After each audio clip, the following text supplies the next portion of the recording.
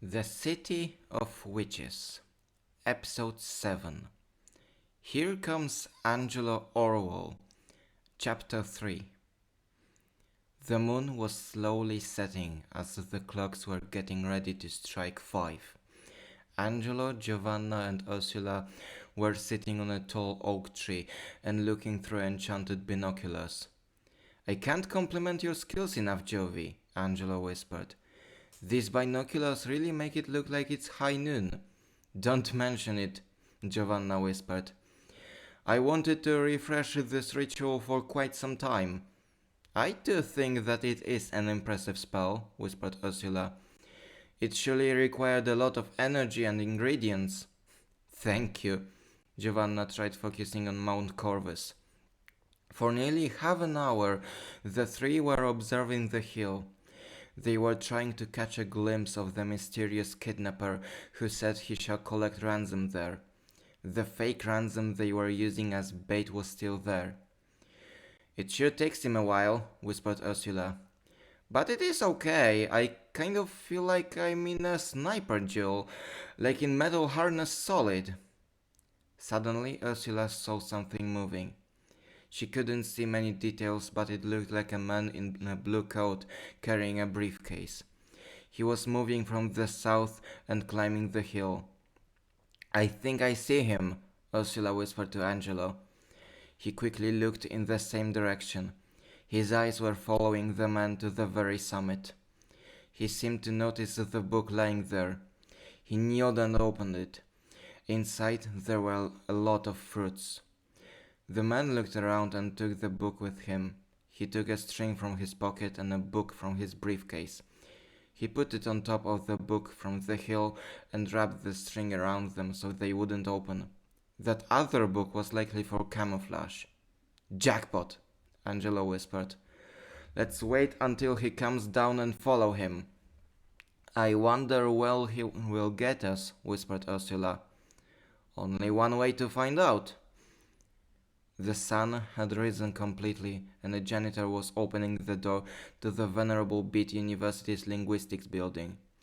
He thought the weather was nice and it was going to be a good day.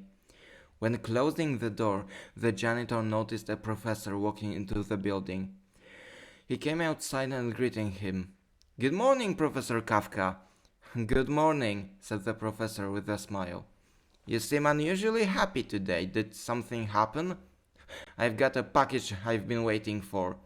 Lucky you, the post seems to go wherever it wants these days. Well, I'm gonna go to my office now.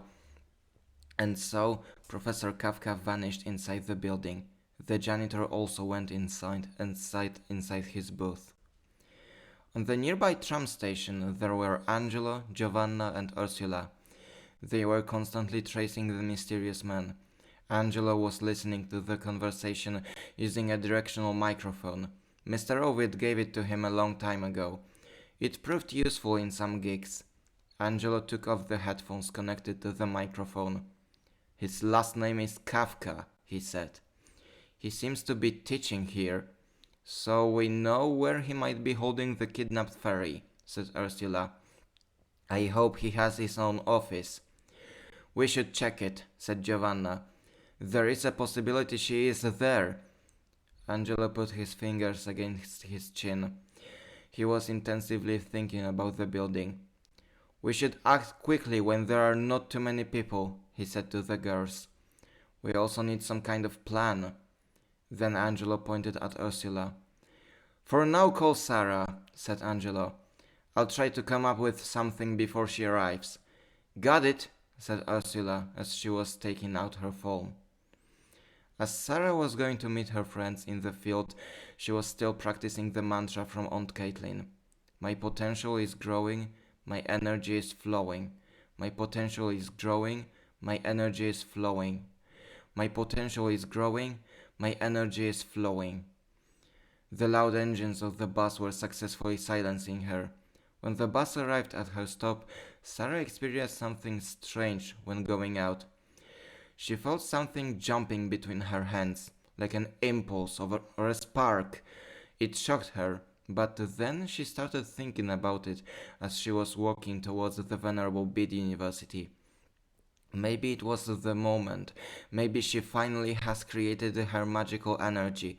Maybe it was the time to show it to Aunt Caitlin. Maybe she would think it's time to start teaching her for real. Throughout this debate with herself, Sarah almost did not notice her friends waiting for her. "Hi, Sarah," said Ursula. She stopped and waved at her friends. "How's it going?" Sarah asked. Giovanna explained the situation. "Angelo is doing reconnaissance. When he comes back, we'll discuss the plan." "But we know who to look for," said Ursula. "His last name is Kafka." "Interesting name," said Sarah. Just then, Angelo came back. "Yo!" he greeted Sarah. "Hi there," Sarah said. "Do we have a plan?" "Yes, but a bit risky." "Then what shall we do?" asked Giovanna. "I've managed to locate his office. He seems to be a dean here. We'll sit under his window and wait for him to leave. And then we'll have to go in through the window." "What?" Sarah shuddered. "Isn't that illegal?"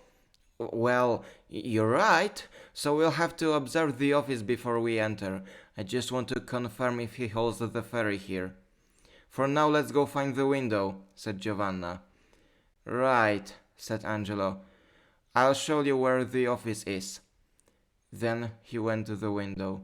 Giovanna and Ursula followed him. Sarah had conflicting feelings about the legality of this whole procedure, but she decided to follow her friends. She continued to recite the mantra so she could calm down. "My potential is growing, my energy is flowing. My potential is growing, my energy is flowing.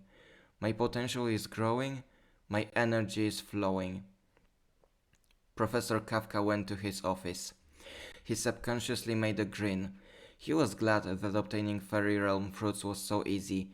He of course suspected they might be fake, but he had a way to check them, and he was very impatient. But he had time. That day he was staring in his lectures almost at noon. Kafka put the tight books on his desk. He pulled a set of keys from his pockets and grabbed the smallest in his fingers. He put it in a keyhole in his desk and opened a built-in case. Inside, there was a jar with holes in its lid. In the jar, there was a trapped creature, the fairy kidnapped by Kafka. He took the jar out and put it on the desk.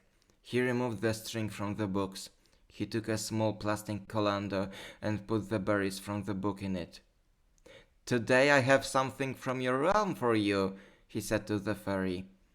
The fairy could understand English, but she was too scared to speak. She was held in the jar in a dark case for 2 days after all, so she was only looking at what Kafka was doing. He put the colander next to the jar so the fairy could see the fruits. "I only have to check if they are real," said Kafka, "and you should really want them to be, because if so, I will let you free." The fairy understood everything. She tried to answer, but she did not speak English that well. "Don't worry, I'll keep my word," said Kafka. "But I really have to find out whether they are real or not, and if they are, I'll use them well." He took a fistful of berries and put them in the jar so the fairy could eat. Professor Kafka had a goal he aspired to.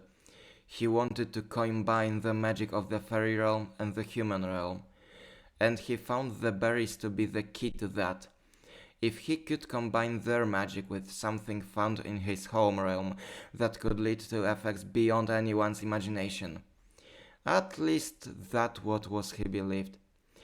But in reality, no human could safely eat fairy berries, or anything from the fairy realm, and Kafka wanted to find a way to neutralize the negative effects. "Well, time to go to the lab," said Kafka. "I'll wash the berries and feed you, and when I free you, I'll go back to my little experiments." Kafka took the jar and put it back in the case. After he closed it, he took the keys and went to a document closet in the corner of the office. He opened it and took out the board at the bottom. He looked down the deep tunnel hidden under the closet. He took a headlamp from a shelf and turned it on and put it on his forehead. He carefully went down the tunnel on the ladder carved into the wall of the tunnel. When he reached the bottom, he took the berries into it and closed the bottom of the closet. The fairy could only hope she would be rescued soon.